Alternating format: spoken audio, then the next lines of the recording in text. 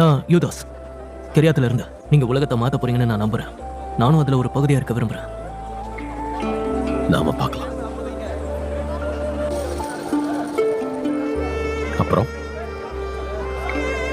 உன் பேரோட அர்த்தம்? தேவன் போற்றப்படுவாராக. ஆமா, உன்னோட கைகளால நீ ஆண்டவரை போற்றுவியா? தினமும். அப்படின்னா யூதாஸ்,